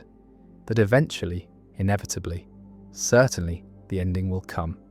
And the coming is what humans cannot accept, cannot tolerate, cannot integrate into consciousness without the help of mechanisms that soften the blow, that make death seem distant, that create the illusion of immortality through legacy, through children, through achievements, through the leaving of marks that will persist, that will remain, that will mean that the person was here, mattered, existed in a way that death cannot erase. And the erasing is what death does, is the return to nothing, is the elimination of the perspective, the ending of the experience, the cessation of being, and being is what consciousness is the only thing that is known directly, is the only certainty, and death is the end of certainty, is the movement from being to not being, from existence to non-existence, from something to nothing, and the nothing is unimaginable, is not representable, is not something that can be experienced, because experience requires existence, and death is the end of existence, and so death cannot be known, cannot be prepared for, cannot be understood except as concept, as abstraction, as the thing that happens to others, but not to oneself, because oneself is always here, is always now, is always being, and being cannot imagine not being, cannot grasp what it would mean to not exist. And so the grasping fails, the imagination fails, and what remains is anxiety, is the terror that Becker named, is the fundamental horror of mortality that underlies all human striving, all cultural creation, all the symbolic systems that humans build to deny death, to transcend death, to make death seem like something other than what it is, which is the end, the absolute end, the final end. And the finality is what cannot be accepted, is what the symbolic systems are designed to obscure, to soften, to make bearable. And the bearing is what culture does, is what religion provides, is what meaning creates, is the framework that makes mortality tolerable by promising that death is not the end, is not final, is not the absolute cessation, but is transition, is passage, is the movement from this life to another life, from this world to another world, from temporality to eternity. And eternity is the solution, is the promise that makes death bearable, is the belief that the self will continue, will persist, will exist in some form beyond the death of the body. And the beyond is what religions offer, is what makes them powerful, is what makes them necessary. Because without the promise of continuation, without the belief in something after, death is unbearable, is too horrifying, is too final, and the finality is what humans flee from, is what drives the creation of culture, of meaning, of all the systems that provide the illusion of permanence in a world where nothing is permanent, where everything ends, where death is the only certainty, and the certainty is denied, is repressed, is pushed into unconsciousness, where it continues to operate, continues to shape behaviour, continues to create the anxiety that motivates striving, that produces the need for achievement, for recognition, for legacy. And legacy is the secular substitute for immortality, is the way that non-religious consciousness tries to transcend death, tries to create permanence, tries to ensure that the self will continue in some form, will be remembered, will have mattered, and the mattering is what legacy provides, is the sense that the life was significant, was important, was worth living, and the worth is measured by what remains, by what persists, by what continues after death. And the continuing is children, is works, is achievements, is anything that carries the name forward, that keeps the memory alive, that prevents the erasure that death threatens. And the threat is what drives behaviour, is what shapes choices, is what makes people desperate for significance, for impact, for the leaving of marks. And the marks are what resist death, are what deny death, are what create the illusion that death is not final, is not absolute, is not the complete erasure that it actually is. Because what persists is not the person, is not the consciousness, is not the experience, is only memory, is only representation, is only the traces left behind. And traces are not the thing, are not the person, are not continuation, but are echoes, are shadows, are the residue of a presence that is gone. And the gone is complete, is total, is the absolute ending that no legacy can reverse, no achievement can prevent, no memory can undo. And the undoing is what humans want, is what they strive for, is what they cannot have, because death is irreversible, is final, is the one thing that cannot be changed, cannot be negotiated, cannot be escaped. And the escaping is what humans are always attempting, is what drives medical science, what motivates the search for longevity, for life extension, for the postponement of death. And the postponement is possible, is achievable, is happening, is increasing lifespan, is pushing death further into the future. But the pushing is not eliminating, is not transcending, is only delaying, is only buying time. And time is what mortality is about, is the finite duration, is the numbered days, and the numbering is what creates urgency, is what makes moments precious, is what gives life its intensity. And the intensity is what would be lost if death were eliminated, if immortality were achieved, if time were infinite. Because infinite time means that nothing is urgent, nothing is precious, nothing matters in the way that it matters when time is scarce, when death is near, when the ending is certain. And the certainty is what gives weight to life, is what makes choices matter, is what creates the pressure to live well, to live fully, to use the time that is available. And the available is limited, is finite, is running out. And the running out is what creates anxiety, is what produces terror, is what makes death unbearable, but is also what makes life meaningful, is what gives moments their significance, is what creates the conditions for value, for importance, for the sense that this matters. This is real. This is happening now, and will never happen again. And the never again is both the horror and the beauty of mortality, is both what makes death terrible and what makes life precious. And the precious is what immortality would eliminate, is what infinite time would destroy, because in infinite time, everything can be redone, can be repeated, can be postponed indefinitely. And the indefinitely is the loss of urgency, is the elimination of pressure, is the removal of the condition that makes life matter. And the mattering would fade, would disappear, would be replaced by ennui, by boredom, by the sense that nothing is important because everything is always available, always possible, always able to be done later, and later never comes, never needs to come, because there is always more time, always more opportunity, always more future, and the future without end is not liberation, but is prison, is not freedom, but is curse, is the elimination of the one thing that makes life bearable, which is its finitude, its limit, its ending. And the ending is what humans fear most, but is also what makes everything else possible, makes meaning possible, makes value possible, makes the sense that this matters, that this is important, that this should be done now. And the now is what mortality creates, is the urgency, is the pressure, is the recognition that time is limited and must be used, must be filled, must be lived, and the living is what death makes possible, is what finitude creates, is what the awareness of mortality produces. When the awareness is not repressed, is not denied, is allowed into consciousness where it can shape behavior, not through terror but through acceptance, through the recognition that death is inevitable, and therefore life is precious, is limited, is the opportunity that will not repeat. And the not repeating is what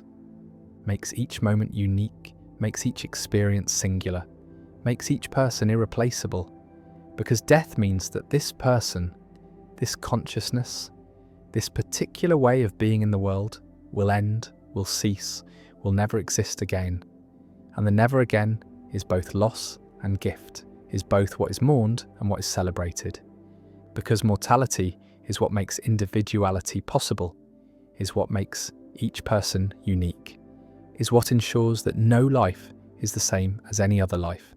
And the sameness would be what immortality would produce, would be the eventual repetition,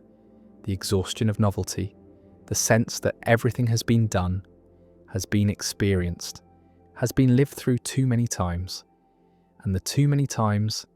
is what infinite time produces, is the curse of repetition, is the horror of eternity,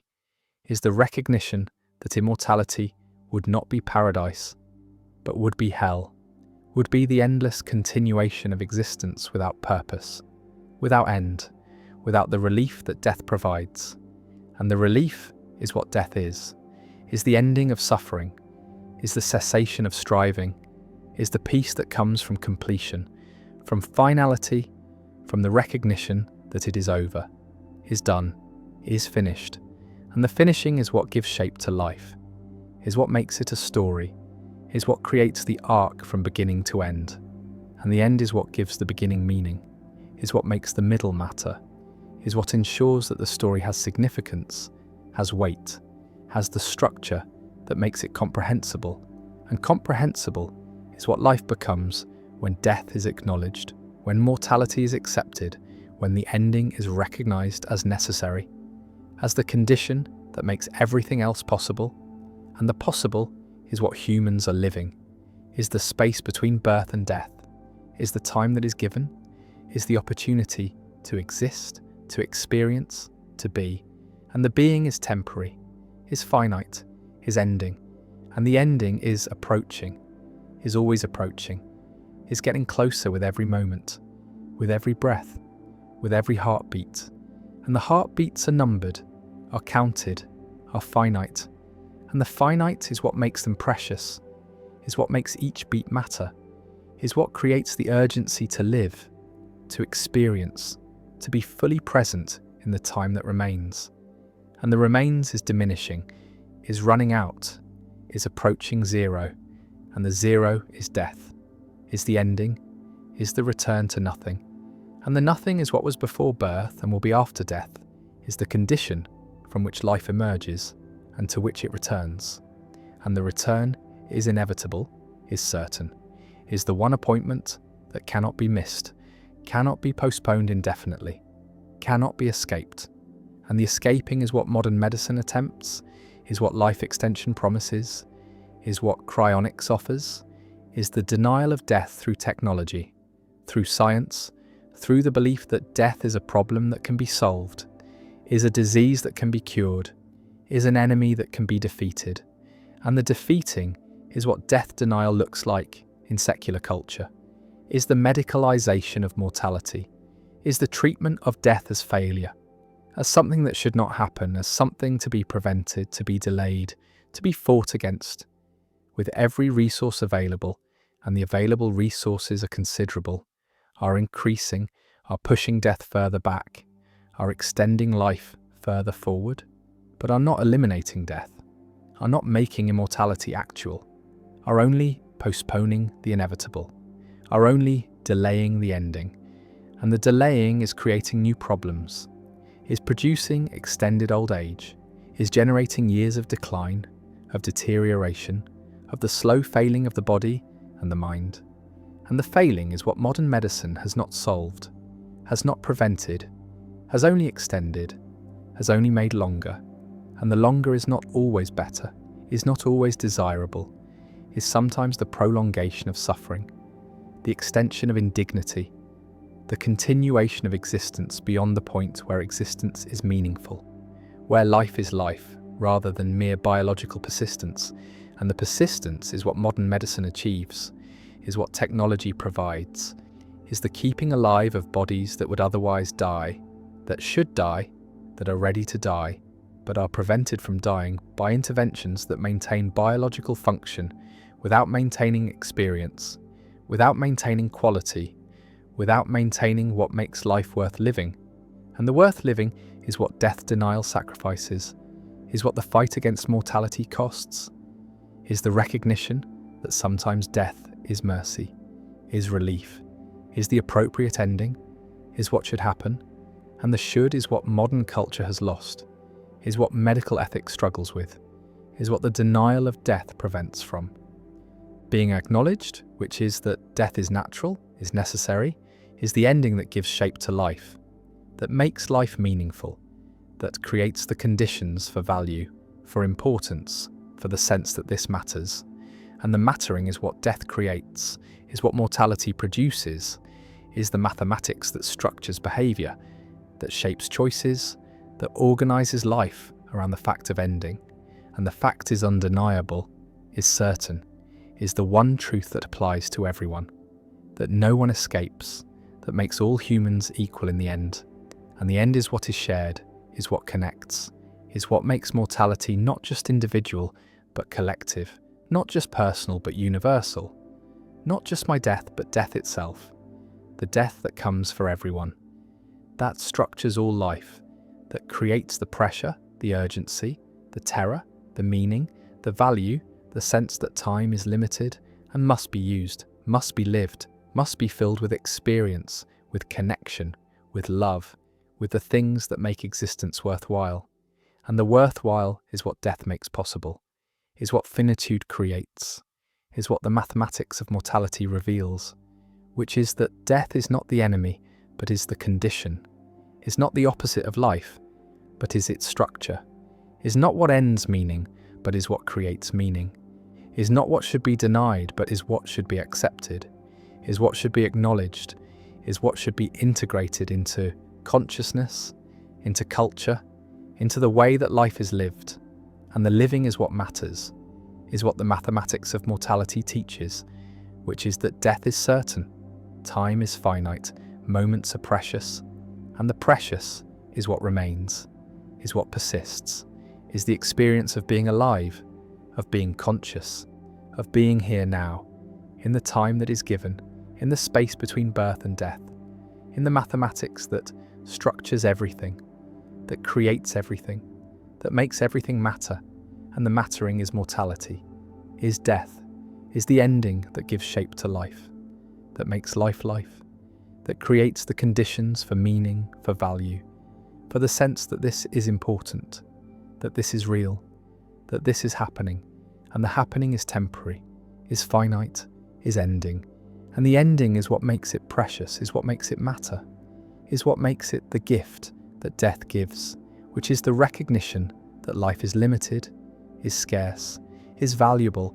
and the valuable is what should be lived, should be experienced, should be embraced, not denied, not postponed, not feared, but accepted, acknowledged, integrated, and the integration is what makes mortality bearable, is what transforms terror into meaning, is what converts the mathematics of death into the mathematics of life. And the life is here, is now, is finite, is ending, and the ending is approaching, is certain, is the fact that structures everything, that makes everything matter, that creates the urgency to live, to be, to exist fully in the time that remains. And the remains is diminishing, is running out, is approaching the end, and the end is death, is the mathematics, is the certainty, is the condition, is what makes life life. And life is what matters, is what is given, is what is ending, and the ending is the gift, is the meaning, is the mathematics of mortality that structures all human behaviour, all human striving, all human meaning. And the meaning is that death is certain, life is finite, time is limited, and the limited is what makes it precious, is what makes it matter, is what makes it the only thing that matters, which is the time between now and death, the space between birth and ending, the mathematics that structures everything, that creates everything, that is mortality, that is death, That is the fact that cannot be escaped, cannot be denied, cannot be defeated, can only be accepted, acknowledged, lived with. And the living with is what makes life meaningful, is what transforms terror into purpose, is what converts the mathematics of death into the gift of life. And the gift is finite, is ending, is approaching zero. And the zero is death, is the end, is the mathematics, is the certainty, is the condition that structures everything, that makes everything matter, that creates the pressure, the urgency, the meaning. And the meaning is that life is limited, death is certain, time is running out, and the running out is what makes now matter, is what makes this moment precious, is what makes existence valuable, and the valuable is what should be lived, should be embraced, should be experienced fully. Because the mathematics of mortality reveals that death is not the enemy, but is the teacher, is not what destroys meaning, but is what creates meaning, is not what ends life, but is what makes life life, is the certainty, is the fact, is the mathematics that structures all human behaviour, all human striving, all human existence, and the existence is finite, is ending, is death, and death is the mathematics, is the meaning, is the gift, is the end. Belief does not wait for evidence, does not require justification, does not emerge from careful reasoning, but appears fully formed, arrives with conviction intact, and only afterward does the mind scramble to find reasons, to construct arguments, to build the scaffolding of rationality around a conclusion that was never reached through rationality in the first place. And this sequence is backward from what is taught, from what people believe about their own thinking, from the narrative that says humans are rational creatures who form beliefs by weighing evidence and following logic to wherever it leads. But the narrative is false, is a story the conscious mind tells about processes. It does not control and barely witnesses, because the formation of belief happens beneath awareness, happens in systems that operate according to principles that have nothing to do with truth and everything to do with survival, with coalition, with identity, with the deep need to belong to a group and signal loyalty to that group through the adoption of its beliefs. And the adoption is not chosen, is not deliberate, is automatic, is the result of exposure and repetition and emotional resonance. And once a belief is formed, it becomes self-protecting, becomes resistant to challenge, becomes the lens through which all subsequent information is filtered. And the filter is not neutral, does not simply organize data, but actively distorts it, amplifies what confirms, and minimizes what contradicts. And this distortion is not dishonesty, but cognition, is the normal operation of a mind that is not designed to find truth, but to maintain coherence, to protect existing beliefs from disintegration, to avoid the cognitive and social costs of changing one's mind. And the costs are high, are often higher than the costs of being wrong, because being wrong in private is invisible, but changing one's mind in public is betrayal, is defection, is the signal that one is unreliable, is not committed, is willing to abandon the group. And groups punish this, punish uncertainty, punish the appearance of wavering, reward certainty even when the certainty is unjustified, especially when it is unjustified. Because justified certainty requires evidence,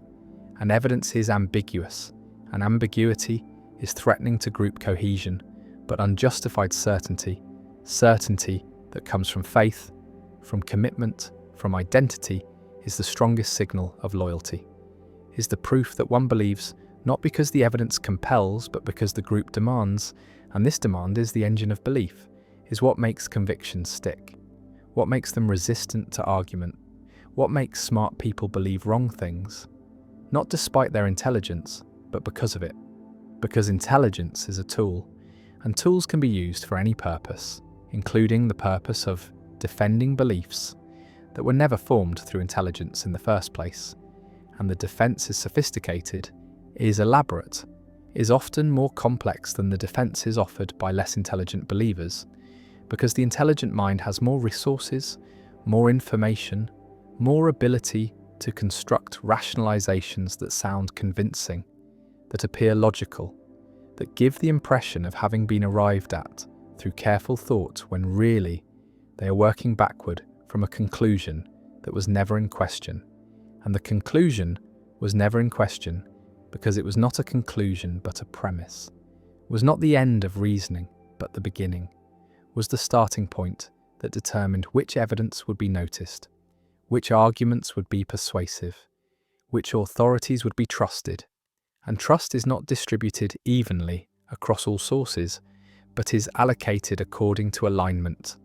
according to whether the source supports the belief or challenges it. And sources that support are credible, are reliable, are worth listening to, while sources that challenge are biased, are corrupt, are motivated by hidden agendas. And this asymmetry is not recognized by the believer, is not seen as bias but as discernment, as the ability to distinguish good information from bad. And the distinguishing is easy because good information is information that confirms, and bad information is information that contradicts. And this is motivated reasoning, is the process by which the mind arrives at the conclusions it wants to arrive at while maintaining the illusion of objectivity, the sense that the conclusion was forced by evidence rather than selected in advance, and the illusion is convincing, is believed by the person doing the reasoning, is not cynical manipulation, but sincere self-deception, is the mind fooling itself, because being fooled is useful, is adaptive, is what allows people to hold beliefs with confidence, even when the beliefs are unsupported, and confidence is what matters socially, is what others respond to, is what makes a belief persuasive, not because it's true but because it's held strongly, and strength of conviction is mistaken for strength of evidence, is treated as signal that the believer knows something, has access to information, has done the thinking, when really the strength comes from identity, from the fact that the belief is tied to who the person is, to what group they belong to what side they are on. And sides are not chosen through reasoning, are chosen through affiliation, through accidents of birth and circumstance, through exposure to certain narratives at formative moments. And once the side is chosen, the beliefs come with it, come as package, come as the price of membership. And the price is paid gladly, because membership is worth more than truth, is worth more than accuracy, is the thing that makes life meaningful, that provides identity, that offers protection. And protection requires conformity, requires that everyone in the group believes the same things, or at least claims to believe them, and the claiming becomes believing through repetition, through public commitment, through the performance of belief that eventually converts into genuine conviction. And the conversion happens without awareness, happens gradually, happens through the mechanism that psychologists call cognitive dissonance reduction, where the mind alters beliefs to match behavior because behavior is harder to change, is more visible, is more socially consequential, and so the internal adjusts to match the external, and what was performed becomes believed, and what was believed becomes identity. And identity is the deepest level, is the level at which challenge feels like attack, like assault on the self, and the self defends, mobilizes resources, recruits intelligence in service of protection, and intelligence is effective, is dangerous in this role, because it can construct arguments that are superficially compelling, that exploit real ambiguities in evidence, that find the weak points in opposing positions. And these arguments are not offered in search of truth, but in defense of identity. Our weapons, not tools, are designed to win, not to discover, and winning means making the other side look wrong, look foolish, look motivated by bias, and the accusation of bias is always available, is always applicable, because everyone is biased, everyone is motivated, everyone is reasoning from premises they did not choose, and cannot justify except by appeal to other premises they also did not choose. And so the accusations are symmetrical, are hurled back and forth without resolution, without movement, without any possibility of convergence, because convergence would require both sides to treat truth as the goal, to be willing to change their minds if evidence demanded it. But evidence never demands anything. Evidence is passive, is interpreted, is filtered through the beliefs that are already in place. And the beliefs that are already in place are determined by identity, by group membership, by tribal affiliation, and tribes do not care about truth except insofar as truth claims serve tribal interests, serve to distinguish us from them, serve to mark boundaries, to maintain cohesion, to provide narratives that explain why we are good and they are bad, why our beliefs are justified and theirs are delusions. And the asymmetry is total, is never recognized as asymmetry, but always experienced as accurate perception, as seeing clearly while others are blind, and the blindness is attributed to stupidity or dishonesty or indoctrination, never to the same mechanisms that are operating in oneself, because one's own beliefs are transparent, are not seen as beliefs but as obvious facts, as the way things are, and the way things are is not up for debate, is not subject to revision, is the foundation on which everything else is built, and challenging the foundation threatens the structure, threatens everything. And so the challenge is rejected, is deflected, is met with hostility or mockery, or the dismissal that treats the challenger as not worth engaging, as beneath consideration, as so obviously wrong that responding would be a waste of time. And the waste is avoided, the belief is preserved, the identity is protected, and life continues with certainty intact, with the conviction that one is right, has always been right, will always be right, because being right is not a state that can be verified, but is a state that is claimed, is performed, is the stance that the group requires and the individual provides. And the providing is not sacrifice, but fulfillment, is not loss but gain, is the way that belonging is achieved, is the way that meaning is found,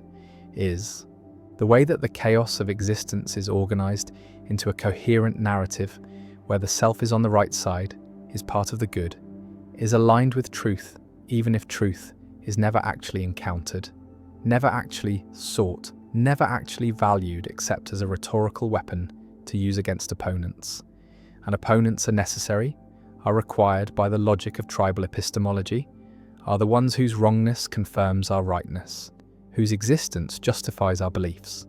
whose errors prove our accuracy, and the errors are easy to find, because looking for errors is what confirmation bias does,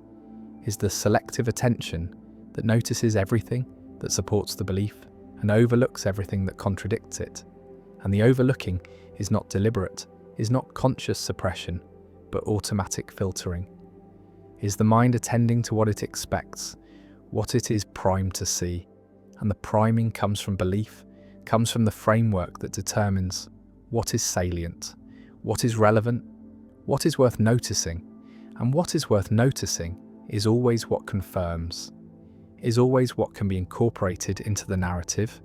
and the narrative is not discovered but constructed,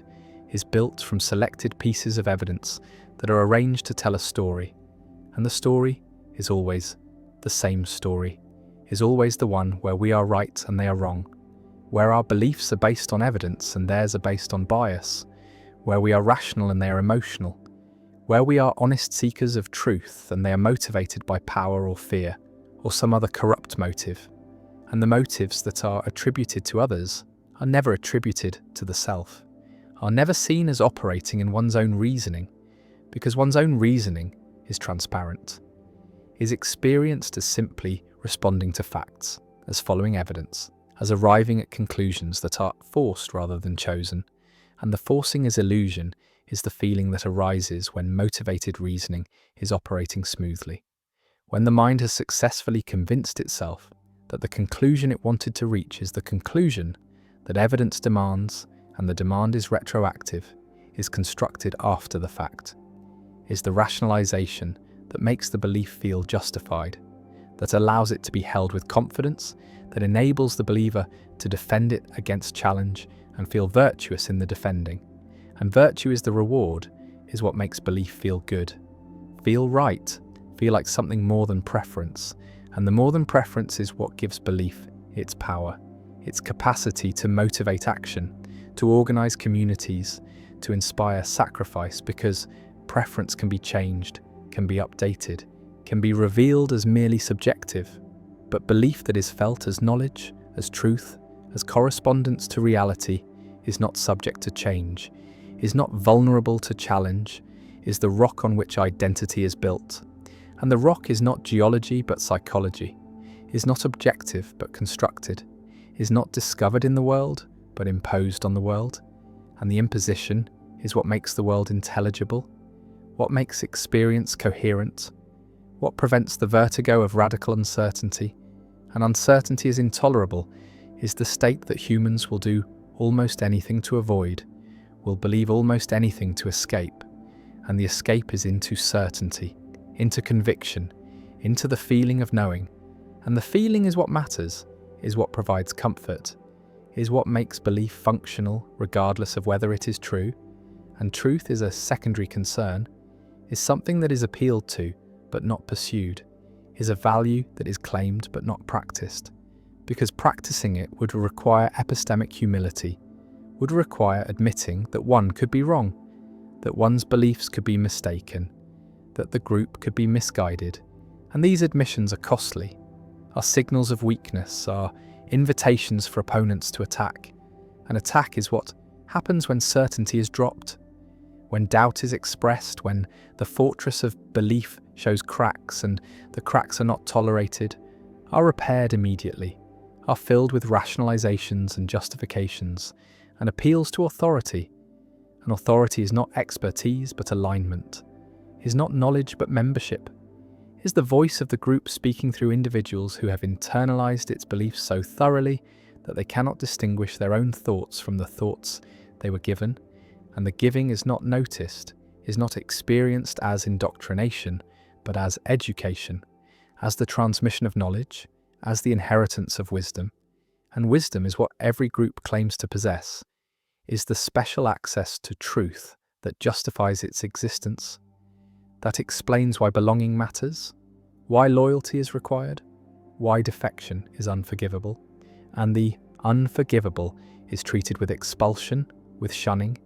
with the withdrawal of recognition that makes social existence possible. And the possibility of this withdrawal is what keeps believers in line, keeps them performing the beliefs,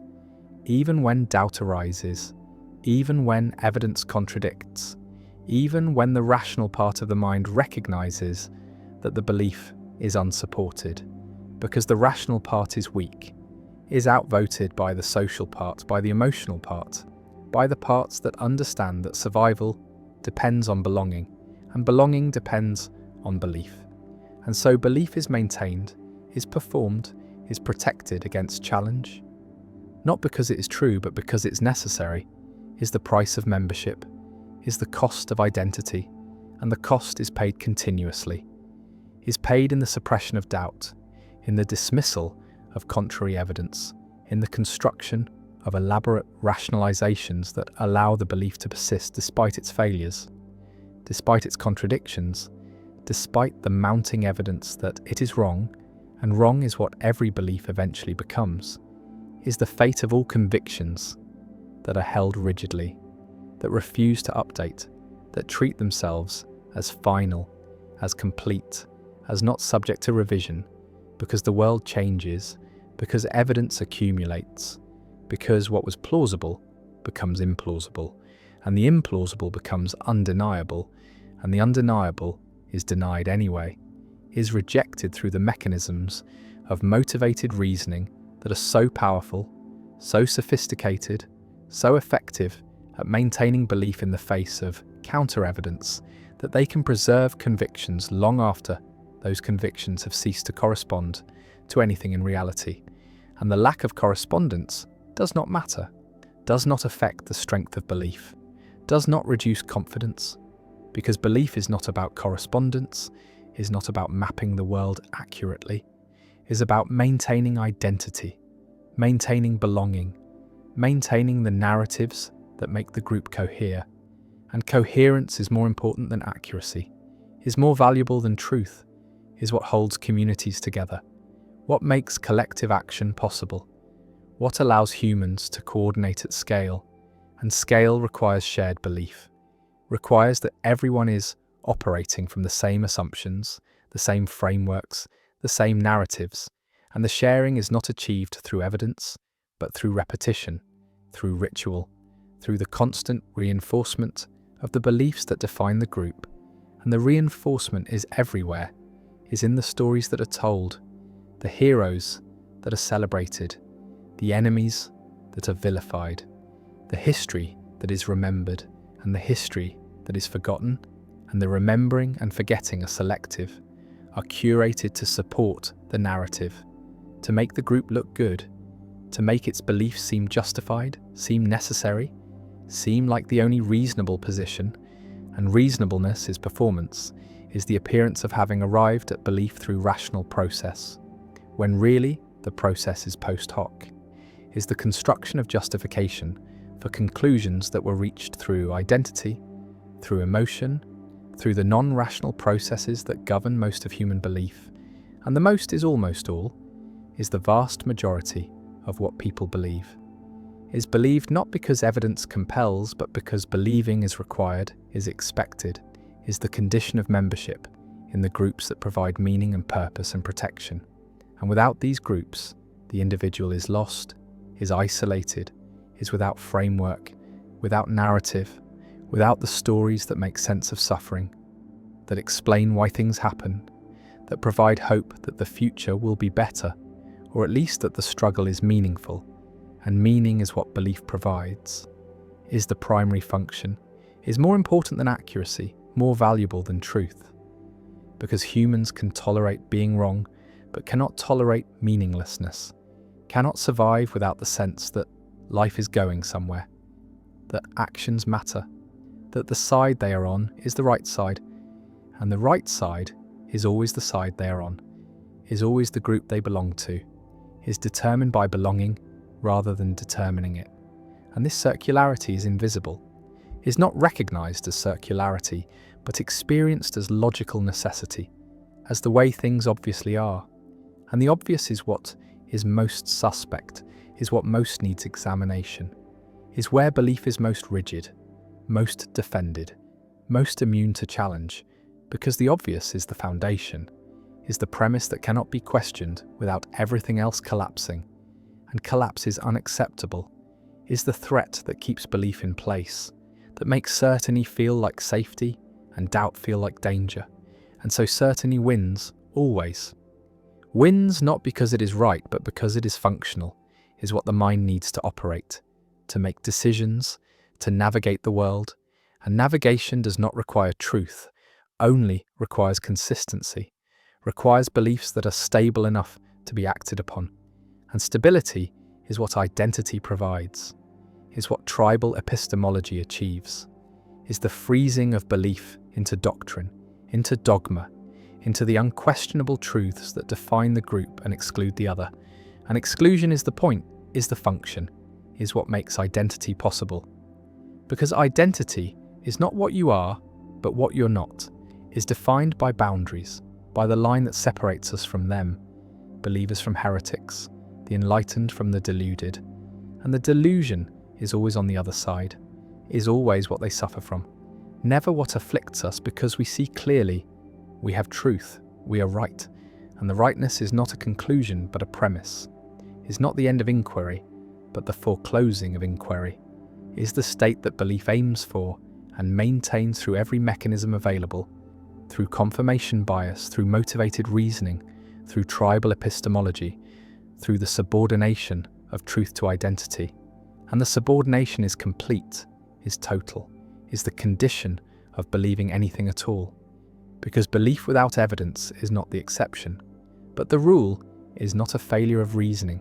but the normal operation of minds that are not designed for truth, but for survival, for belonging,